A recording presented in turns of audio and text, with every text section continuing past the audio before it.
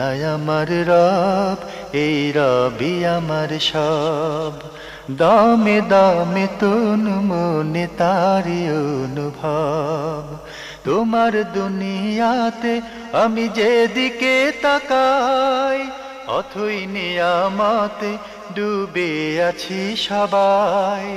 পাক পাখালির গানে শুনি তসবিহ কালো রব, তসবিহ কালো রব। আল্লাহ আমার রব, এই রবি আমার। আসসালামু আলাইকুম প্রিয় দর্শক, আপনারা যারা দেশে আছেন প্রবাসে, সবাইকে অনেক অনেক প্রীতি ও শুভেচ্ছা। শুরু হলো আপনাদের প্রশ্ন নিয়ে আপনাদের এই প্রিয় অনুষ্ঠান আপনার জিজ্ঞাসা। আপনাদের সাথে আছি আমি জয়নুল আবেদিন আজাদ। আজকেও আপনাদের প্রশ্নের জিজ্ঞাসার জবাব দিচ্ছেন বিশিষ্ট আলেম ডক্টর মোহাম্মদ সাইফুল্লাহ। আসসালামু আলাইকুম ওয়া রাহমাতুল্লাহি ওয়া বারাকাতুহু। প্রিয় দর্শক, চলুন তাহলে জিজ্ঞাসার জগতে। শুরুতে একটি চিঠি, এটি পাঠিয়েছেন নূরমহল বেগম, উত্তরখান, ঢাকা থেকে। আপনি কিছু বিষয়ে প্রশ্ন করেছেন, আগে হয়তো কখনো করেছিলেন। আপনার প্রশ্ন থেকে উপলব্ধি আমরা করতে পারছি যে অনেক বিষয় আপনার কাছে স্পষ্ট হয়নি, তাই বিষয়গুলো আপনি আবারও জানতে চেয়েছেন। আমরা চেষ্টা করব আমাদের এই সীমিত সময়ে বিষয়গুলো সম্পর্কে কথা বলার। আপনি লিখেছেন, আপনাদের অনুষ্ঠানে আমি কিছু প্রশ্ন করেছিলাম, একটি প্রশ্ন আমি বোধহয় ঠিকমতো বুঝতে পারিনি। আপনারা যেভাবে জবাব দিয়েছেন তা আমি ভালোভাবে বুঝতে পারিনি। আমি যে সমস্ত আমলগুলো সারাদিন করি সেগুলো একজন আলেম সাহেব বললেন নফল বলে গণ্য হবে। যেমন সকালে সূরা ইয়াসিন পড়ে কয়েক পাতা কোরআন শরীফ তেলাওয়াত, শুক্রবারে সকালে সূরা কাহাফ পড়া। উনি যে প্রশ্ন করেছেন, আগে বলেছেন যে একটা কিছু প্রশ্ন করেছেন কিন্তু বুঝতে পারেননি। আমরা এটা দুঃখিত। আমরা চেষ্টা করেছি হয়তো বোঝানোর জন্য, বাকি আমাদের হয়তো কসুরের কারণে, ত্রুটির কারণে আপনাকে বুঝাতে পারিনি।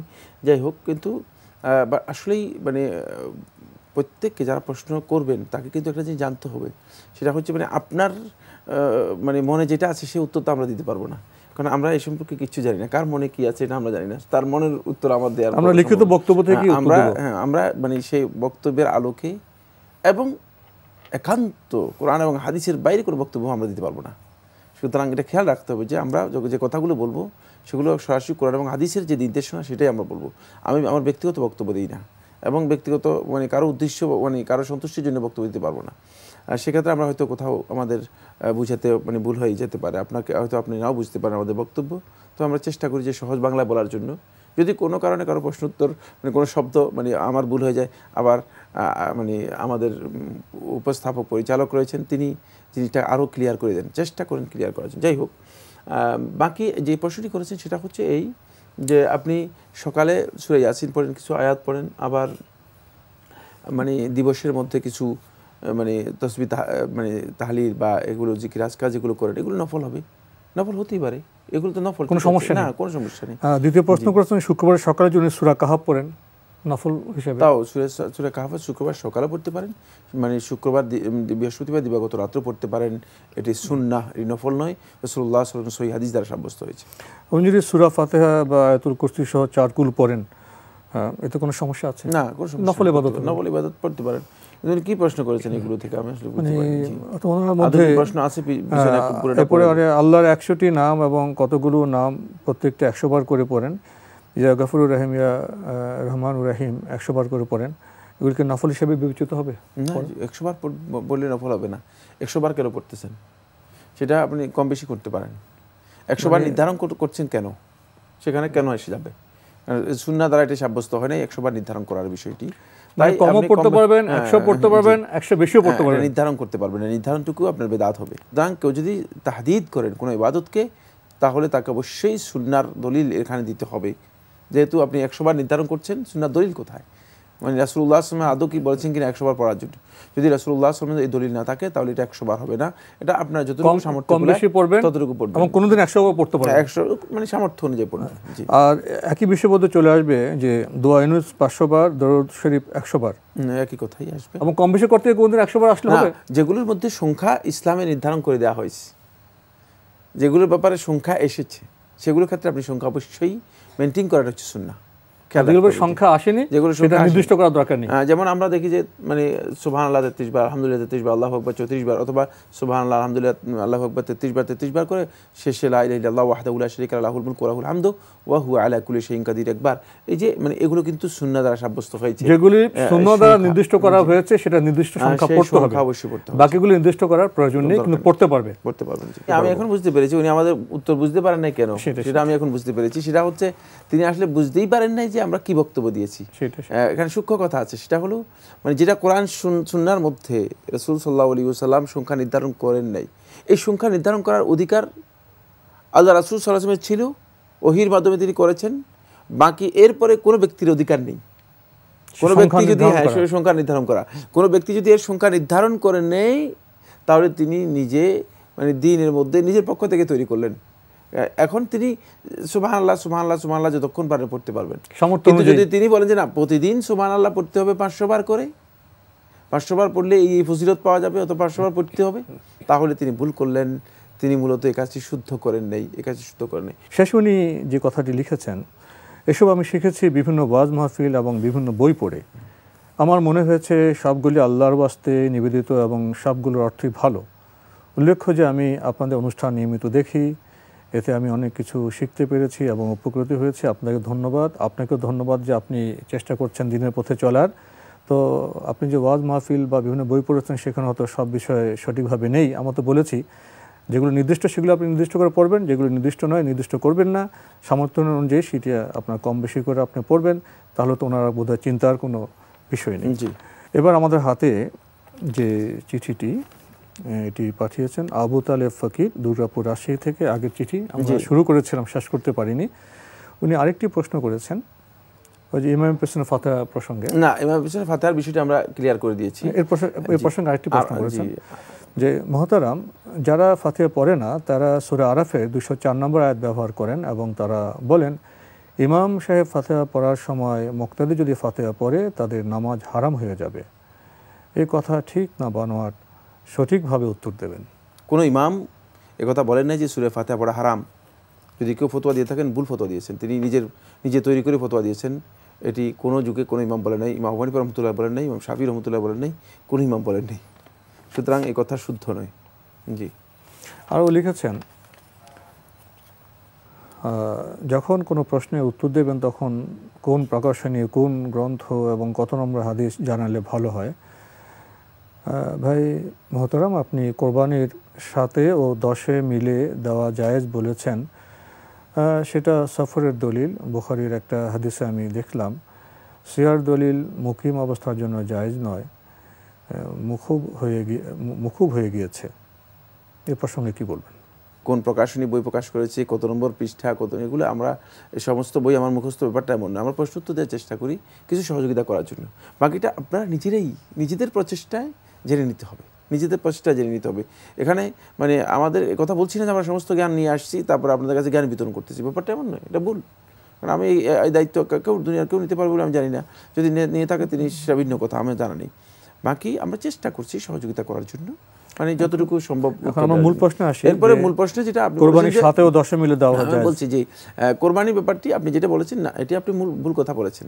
সফরের প্রশ্নই এখানে আসে না। জাবের রাদিয়াল্লাহু তাআলা হাদিসের মধ্যে সফর শব্দই আসেনি, সফর শব্দ আসেনি, আপনি তৈরি করেছেন। আপনি মিথ্যা কথা মানে এখানে তৈরি করার কোনো দরকার নেই, হাদিসের মধ্যে এই কথা নেই যেটা এটা মিথ্যা। সুতরাং হাদিসের নামে যিনি মিথ্যাচার করছেন বা জালিয়াতি করছেন তিনি এই কাজটি করেছেন, এটা শুদ্ধ নয়। এখানে সফরের মাসআলাই আসেনি কোনো দিন। জাবের রাদিয়াল্লাহু বর্ণিত হাদিসের মধ্যে সফরের কথাই আসে নাই, সফরের প্রশ্নই আসে নাই। সুতরাং আপনি যে কথা বলছেন এটা শুদ্ধ নয়। আর এটা সফরের সাথে খাস এই কথাও কোনো যুগে কোনো আলেম বলে নেই। শুধু মানে যদি কেউ বিভ্রান্ত হয়, পন্থষ্ট হয়, তাহলে তিনি বলতে পারেন যে এটা সফরের সাথে খাস ছিল। এটা রাসূলুল্লাহ সাল্লাল্লাহু আলাইহি ওয়াসাল্লাম মূলত এটুকু অনুমোদন দিয়েছেন। তার দলিল কি? দলিল হচ্ছে সলফে সালিহিনের আমল, সলফদের আমল সাব্যস্ত হয়েছে। সলফরা মানে সবসময় এই ক্ষেত্রে মানে অংশগ্রহণ করেছেন, মানে গরুর মধ্যে অথবা উটের মধ্যে একাধিক সলফদের অংশগ্রহণ সাব্যস্ত হয়েছে। সুতরাং কেউ যদি বলে থাকেন মওকুফ হয়ে গেছে, তাকেই দলিল দিতে হবে, মিথ্যা কথা আর কোনো দলিল নেই। মওকুফ হয়েছে কোথাও এই কোনো বর্ণনা আসেনি, এটি শুদ্ধ নয়। এটা আসলে একটা বিভ্রান্তিকর মাসআলা। যারা দিয়েছেন তারা না বুঝে আন্দাজের উপর ফতোয়া দিচ্ছেন, এটি অজ্ঞতার কারণে ফতোয়া দিচ্ছেন। ভাই আবু তালেব, আপনার চিঠি পড়ছিলাম, আপনি আরও লিখেছেন একদিনের অনুষ্ঠানের প্রসঙ্গ উল্লেখ করে একজন প্রশ্নকারী মাযহাব কি এবং মানতে হবে কিনা এর উত্তরে দিতে গিয়ে বলেছিলেন, মাযহাব ইচ্ছে করলে মানা যাবে, না করলেও হয়। একই সাথে কেন দুই উত্তর, সঠিক কোনটি জানাবেন? একই সাথে মানে কোনো কাজ একসাথে আপনি যদি করতে চান, মানে দুই উত্তর না, এটা অপশান আছে। আপনি যদি মনে করেন যে না, আমার কাছে মানে এই বিষয় সম্পর্কে মানে সব তথ্য আমার অর্জন করা সম্ভব না, তাহলে আপনি কোনো ব্যক্তি কোনো আলেমের বক্তব্য গ্রহণ করতে পারেন। আর যদি মনে করেন যে না, আমি চেষ্টা করি তথ্য সব গ্রহণ করবো, কোরআন হাদিসের গ্রহণ করে আপনি কোরআন হাদিসের তথ্য নিয়ে আপনি মানে সেই অনুযায়ী আমল করতে পারেন। সুতরাং একই সাথে মানে এক মাসালার মধ্যে আপনি মাযহাব অনুসরণ করতে পারেন, এক মাসালার মধ্যে আপনি মানে কোরআন হাদিসের অনুসরণ করতে কোনো অসুবিধা নেই, কোনো অসুবিধা। এটি জায়েজ না, জায়েজ নয়। তবে আমরা সেখানে, আপনি হয়তো মানে জিনিসটা ভালো করে শুনছেন কিনা আমি জানি না, সেখানে স্পষ্ট একটা শর্ত উল্লেখ করেছি, সেটা কিন্তু মানে জানা থাকা দরকার। সেটা হলো কোরআন এবং হাদিসের সুস্পষ্ট বিরোধী কোনো বক্তব্য মানে সেখানে গ্রহণ করা যাবে না। সেটা কোনো মাযহাবের অনুসরণটা শর্ত মুকাইয়াদ, কোরআন এবং হাদিসের নির্দেশনার সাথে, এটা শর্ত সাপেক্ষে কোরআন হাদিসের অনুসরণের সাথে। কোরআন হাদিসের বিপক্ষে গিয়ে কোনো মাযহাবের অনুসরণ ইসলামে বৈধ নয়, শুদ্ধ। এবং মাযহাবের সম্মানিত ইমামরা তো সে কথা বলেননি, সে কাজ তো তারা করেননি। এখন আমরা যারা তার অনুসারী ভক্ত, এখন মানে আমরা আমাদের ভুল মধ্যে করি, সংকীর্ণতা এত বেশি যে আমরা মনে করি আমরা ভুল করলে সে দোষটা আপনার লঙ্ঘন করে ইমামদের উপর দেওয়া যাবে না। আমাদের সম্মানিত ইমামদের উপর সে দোষ দেওয়া তো ঠিক হবে না।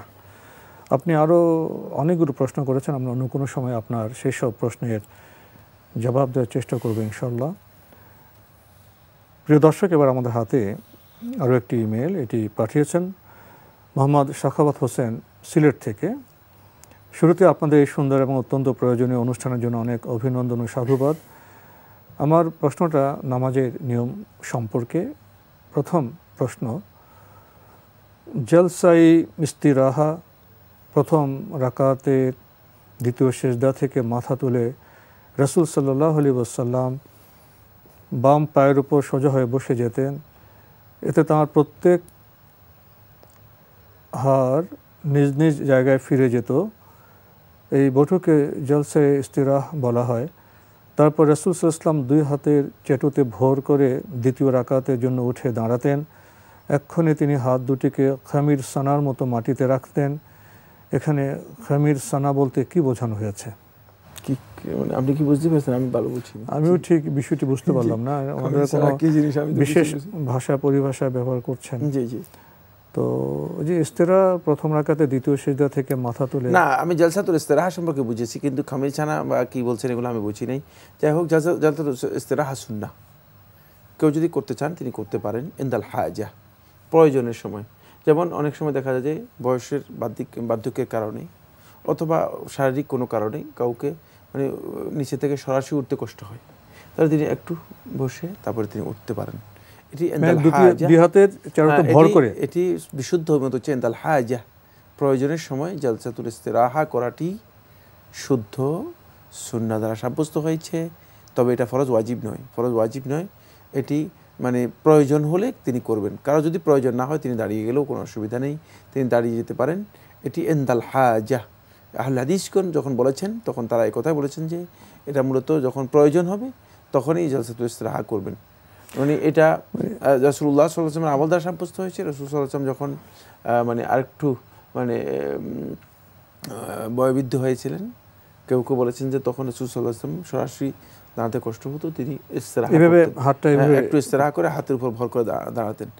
এটা কি উনি বলতে চেয়েছেন, এখানে যেটা বর্ণনা এসছে দুই হাতের চেটুতে ভর করে দ্বিতীয় রাকাতের জন্য উঠে দাঁড়াতেন, যে এটা কি উনি বলছেন যে খমির সানা, এটা কি এরকম হয় যদি বানানো ভুল হয়? খাসির সানারা কি এভাবে উঠে? খাসির সানারা কি এভাবে উঠে? না, আমি জানি। যাক, আমরা যদ্দূর বুঝলাম তদ্দূর আমরা বলতে পারি। এভাবে আমাদের আরেকটি প্রশ্ন করেছেন, নামাজের দুই সিজদার মাঝে বৈঠকে আঙ্গুল দ্বারা ইশারা করার হাদিস সহি কি? সেই বিষয়টি জানাবেন। জি, হাদিসটি সহি সনদে সাব্যস্ত হয়েছে, রাসূলুল্লাহ সাল্লাল্লাহু আলাইহি ওয়াসাল্লামের সহি হাদিস সেটি। সুতরাং আঙ্গুলের মাধ্যমে তিনি ইশারা করবেন, এটাই হলো বিশুদ্ধ কথা। ইউহারিকুহা ওয়া ইউশিরু বিহা, হাদিসের লফজের মধ্যে এভাবে এসেছে, ইউহারিকুহা ওয়া ইউশিরু বিহা, এর মাধ্যমে তিনি ইশারা করতেন, এই আঙ্গুলের মাধ্যমে ইশারা করতেন, এবং এটাই বিশুদ্ধ। ভাই মোহাম্মদ সাখাওয়াত হোসেন, আপনি আরও লিখেছেন, তাশাহুদ বলতে কি শুধু আত্তাহিয়াতু বোঝায় নাকি দরুদ ও আত্তাহিয়াতু দুটি কি বোঝায়? তাশাহুদ বলতে শুধু আত্তাহিয়াতু যেটা সেটাকে বোঝায়, দরুদকে বোঝায় না। দরুদ তাশাহুদের সাথে জড়িত হয়েছে। প্রিয় ভাই, আপনি এই প্রশ্নের জবাব ইমেলে পাঠাবার কথা লিখেছেন। এখনও তেমন ব্যবস্থাপনা আমাদের নেই, আমরা চিঠি এবং ইমেল পেয়ে এই অনুষ্ঠানের মাধ্যমে জবাব দিয়ে থাকি। আপনার অনুষ্ঠানগুলো দেখার চেষ্টা করুন। প্রিয় দর্শক, এবার আমাদের হাতে যে ইমেলটি এটি পাঠিয়েছেন মোহাম্মদ আমির হোসেন মিজান ময়মনসিংহ থেকে লিখেছেন, আমরা সাধারণত রমজান মাসে যে রোজা নিয়ত করার দোয়া ও ইফতারের দোয়া পড়ে থাকি, সেই দোয়া কি সেই হাদিসে রয়েছে? আমরা কিভাবে নিয়ত করব? দোয়া তো উল্লেখ করতে হবে। কী দোয়া আপনি করে থাকেন আমি জানি না, কারণ অনেক দোয়াই তো আমরা করে থাকি। সুতরাং মানে এটা যেহেতু আপনি দোয়া উল্লেখ করেন, আমি বলতে পারবো না আপনার এই দোয়া শুদ্ধ বা সহিহ সনদে সাব্যস্ত হয়েছে কিনা। তবে সহি দোয়া কি হতে পারে? দোয়া নিয়ত, রোজার নিয়ত এবং ইফতার? না, রোজার নিয়ত তো শুধু সংকল্প, অন্তরের মধ্যে সংকল্প। এর জন্য কোনো শব্দ নেই, এর জন্য কোনো শব্দ হাদিস দ্বারা সাব্যস্ত হয়নি, এর জন্য কোনো নিয়ত হাদিসের মাধ্যমে সাব্যস্ত হয়নি, সুনির্দিষ্ট কোনো নিয়ত এর জন্য নেই। মানে ইচ্ছা পোষণ করা। জি জি। আর ইফতারের সময় যখন আমরা রোজা ভাঙি, ইফতারের সময় রাসূলুল্লাহ সাল্লাল্লাহু আলাইহি ওয়াসাল্লাম আবু দাউদের রাওয়ায়াতের মধ্যে সাব্যস্ত হয়েছে, রাসূলুল্লাহ সাল্লাল্লাহু আলাইহি ওয়াসাল্লাম যখন ইফতার করতেন তখন বলতেন, যাহাবাদ দামা ওয়াবতাল্লাতিল উরুক ওয়া সাবাতাল আজরু ইনশাআল্লাহু তাআলা। আবার বলছি, যাহাবাদ দামা ওয়াবতাল্লাতিল উরুক ওয়া সাবাতাল আজরু ইনশাআল্লাহু তাআলা। তো এই দোয়াটি আপনি করতে পারেন যদি আপনাদের মানে জানা থাকে, এটি সহিহ হাদিস দ্বারা সাব্যস্ত হয়েছে। এর বাংলা অর্থ কি দাঁড়ায়? যাহাবাদ দামা হচ্ছে এটা মানে পিপাসা মিটে গিয়েছে, ওয়াবতাল্লাতিল উরুক মানে শিরা উপশিরা সবগুলো এখন সজীব হয়েছে যখন ইফতার করার সময়। ওয়াসাবাতাল আজর ইনশাআল্লাহ। এবং আল্লাহ রাব্বুল আলামিন চাহে তো মানে আমাদের জন্য যেই পুরস্কার আল্লাহ তাআলা রেখেছেন সেটাও আমাদের জন্য সাব্যস্ত হয়েছে। এটা এই শব্দের মানে এই দোয়াটি যখন মানে দোয়ার মানে আঙ্গিকে আসবে তখন এটা মানে শব্দটা খবর থাকবে না, মানে খবর হিসেবে থাকবে না, বার্তা নয়, মানে এটা দোয়া হিসেবে আসবে। যেমন যাহাবাদ দামা এর অর্থ আসবে যে মানে মানে আপনি পিপাসা দূর করুন এবং আমাদের অঙ্গ প্রত্যঙ্গ শিরা উপশিরা সবগুলোকে আপনি সজীব করুন এবং আমাদের জন্য প্রতিদান যে পুরস্কার রয়েছে সেই পুরস্কার সাব্যস্ত করুন। এখানে কৃতজ্ঞতা, শুকর এবং আশাবাদটাই একসাথে আছে। মানে বক্তব্যের মানে আল্লাহর কাছে নিবেদন। ভাষা যদি পাস্ট টেন্সে আসে কিন্তু এটা অর্থ পাস্ট টেন্সে আসলে অর্থ হয়ে যায় কিন্তু দোয়ার, মানে সেখানে মানে আরবি ভাষার কিছু পদ্ধতি রয়েছে, সেখানে অর্থটা দোয়ার অর্থ আসবে। জি প্রিয় দর্শক, আমাদের ভাই আমির হোসেন একটি প্রশ্ন করেছেন, রুকু তাশাহুদে বসা অবস্থায় দৃষ্টি কোথায় রাখতে হবে? রুকুয়ের সময় আপনি সিজদার দিকে আপনার দৃষ্টি রাখবেন। আর যখন তাশাহুদে আপনি বসবেন তখন আপনার শাহাদাত আঙ্গুল অতিক্রম করবেন না দৃষ্টি, এমনভাবে আপনি দৃষ্টি নিজের নিবদ্ধ করবেন নিজের কাছে। তো আজকে আমাদের এখানে শেষ করতে হচ্ছে। আপনাকে অনেক ধন্যবাদ। আপনাকে অশেষ ধন্যবাদ। প্রিয় দর্শক, আসুন আমরা নামাজে কি পড়ি সেটা জানি, নামাজে কি কি করণীয় সেটা জানি, এবং নামাজে যে লক্ষ্য অন্যায় এবং অশ্লীল কাজ থেকে নিজেকে বিরত রাখা, সেই লক্ষ্য আমরা পৌঁছি। চিঠি লিখুন, প্রশ্ন পাঠান আমাদের ঠিকানায়। পরিচালক আপনার জিজ্ঞাসা, এনটিভি, বিএসসি ভবন, 7ম তলা, 102 কাজী নজরুল ইসলাম এভিনিউ, কারওয়ান বাজার, ঢাকা 1215। আপনারা ইমেলও করতে পারেন। আমাদের ইমেল অ্যাড্রেস আপনার জিজ্ঞাসা @ntvbd.com। প্রিয় দর্শক, আপনারা আমাদের এই অনুষ্ঠানটি এনটিভি অনলাইনেও দেখতে পারবেন। ভিজিট করুন www.ntvbd.com। দর্শক, আপনারা সবাই নিরাপদে থাকুন শান্তিতে। আসসালামু আলাইকুম। এই রবি আমার সব, দামে দামে তুন মনে তারি অনুভব। তোমার দুনিয়াতে আমি যেদিকে তাকাই, অথই নিয়ামতে ডুবে আছি সবাই। পাক পাখালির গানে শুনে তসবিহ কলো রব, তসবিহ কলো রব।